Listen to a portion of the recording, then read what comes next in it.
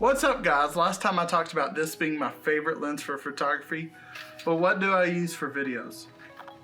In the famous words of one of my favorite YouTube channels, Good Mythical Morning, let's talk about that.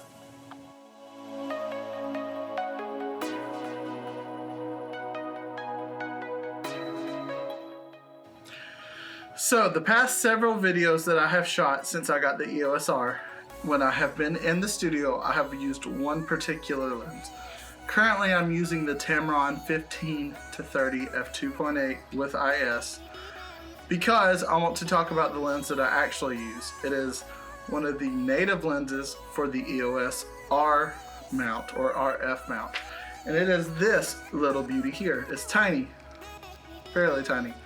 It is the RF 35mm f1.8 macro lens. I know that seems kind of weird to use for YouTube videos, but this for video has been my favorite, and we're going to talk about why. So let's dive right on in. Let's talk about it. First off, it is a 35mm focal length, which is the standard focal length. And in my studio, the way the background tends to work, 35mm to 50mm tends to be the best. I have a 51.8. This one is a little bit sharper, and we'll get to that, but that is why I tend to love using this lens in the studio, because I have this lens. This lens is massive. The glass on the front is ridiculous, but this lens is the lens for when I'm shooting videos. And I know it may seem silly, but this is the cheapest RF lens, and that's really cool to me because it's also like my go-to lens for video. Because A, it's 35mm, it has the focal length I want for the way I shoot my videos. B, it's 1.8, it has that nice depth of field, the blur of the background, the way I like it. This is not as blurry as I would like, but it's because I need to talk about this and I want to show it to you. And third, C, whatever you want to call it, it's a macro lens, which means I can get crazy close to it and it's still going to maintain its focus. So let's talk about the actual physicalness of this lens. First off, it's not very big. I have the 7200 EF 2.8. You saw the last video. It's a big lens. Like, this is a chunk of a lens. The lens that is currently on the camera is a thick, big lens. This is a small lens. I like it because when it's on the camera, it does not weigh it down. It's very easy to shoot with. It's very easy to handhold for a long period of time. The element is actually very, very tiny. I don't know if you can see that. There it is. It's very, very tiny. The back element, again, is not super huge. I mean, it's fairly big, but it's still not anything crazy. The thing that's so cool about this lens, especially for B-roll and stuff like that, not necessarily for the studio videos, but for like B-roll, it has IS. So if you're hand-holding shooting B-roll, this will give you a nice blurred background with still having image stabilization, which I think is awesome. Again, it's small. Because it is a native RF lens, it has the control ring at the top, which gives you the ability. I currently have mine set up to, that changes ISO. So I have shutter speed, I have aperture, so shutter speed is on top, aperture is on back, and then this is my ISO. So if I'm shooting videos out in the wild, or I'm shooting a wedding, or I'm shooting some kind of event, I can change my settings without having to like go into the menu and mess with all that stuff.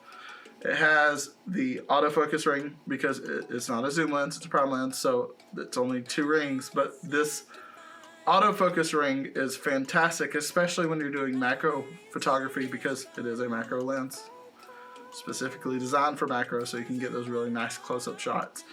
I'd planned on getting one of a snowflake, but the snow melted too fast. Kind of ran out of time. What can you do? But this lens is incredible, especially for the price. It's around $500, which I realize is not super cheap.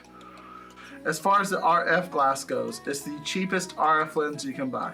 I've got the 24-105 f4.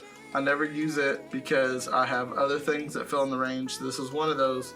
This is a sharp lens. This is sharper than the 50 1.8, nifty 50, whatever you want to call it. It's sharper than It's sharper than the 85 f1.8 where it's got the gold ring, so it's the mid-range tiered EF lens. It's not quite as sharp as this bad boy, but it's also a third of the price, so kind of take it for what it's worth. But as far as it goes for video, if I'm in the studio, this is my go-to lens because it has the focal range, it has the depth of field, it has the ability to be sharp enough for what I want. This is an incredible lens for video. It's also an incredible lens for photography if you're a macro photographer or if you're into that kind of thing. It does really good. It's not a one-to-one reproduction. I had the Sigma 100mm that was. This is not quite up to that par, but this lens is pretty good for macro photography. It has so many uses. It's small and compact. It works, and it's native to the EOS R. And the one thing I've noticed with the EOS R is you have native lenses and then you have the mount adapter if you want to use EF lenses. The EF lenses work just as fast as the native lenses. Now I've tested that with this versus the 50 1.8 and the 85 1.8, and it really is as fast, but this seems to be the sharpest of those three, which is why it's continually my go-to for this kind of stuff. It's my go-to for B-roll if I'm doing like leaves on a tree or if I'm doing bark, because I can get really close because it's macro. So this is my go-to for video. If you've seen any of my recent videos, you'll have seen this lens in action. If you haven't seen any of my recent videos, I'll link them, or you can just literally go to my channel and go to videos and go to the ones I've shot before this. And if I was in the studio, it was shot with this because it is my studio lens. That's what I use it for. I do some macro photography and I'll do some like street photography with it, but 99.9% of the time, it's my studio lens. If you have the EOS R, I highly recommend it. If you have been debating the EOS R but you didn't know how it looked for studio video, or if you needed to spend a lot of money to get a good quality video, body only for the EOS R is like $1,700 right now. This lens is like $450 to $500 right now. That right there would get you a studio setup very cheaply if you got a microphone and lights, obviously, because I've got the light here, I've got the light down there, and I've got the Rode Video Mic Go on top of my camera currently. And again, I'm shooting this on the Tamron 15 to 30 because this is normally the one I shoot with. I like the 30, 35 to 50, but this is like my favorite focal ranges.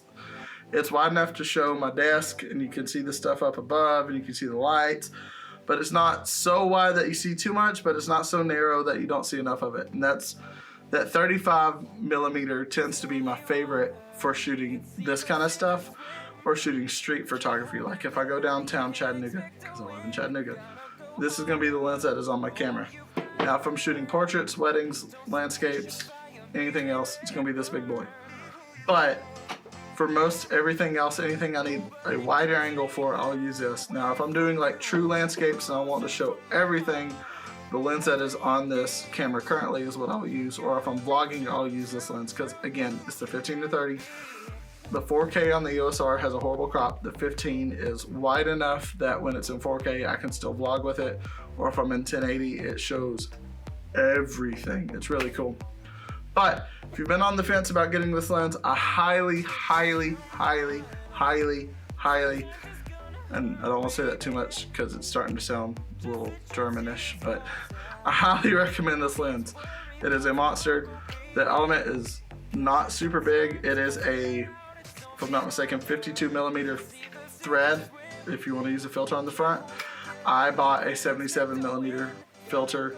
Now I got a step-up ring so I can use it on all of my lenses except this one because this glass is ridiculous. I'll do a full review on this lens at some point, but get this lens. Hope you enjoyed the B-roll of this lens. Hope you enjoyed the video. I hope it helped you decide if you wanted to buy this or not. I love you guys. Don't forget to live that creative life. I'll see you next time. Bye. Whoop.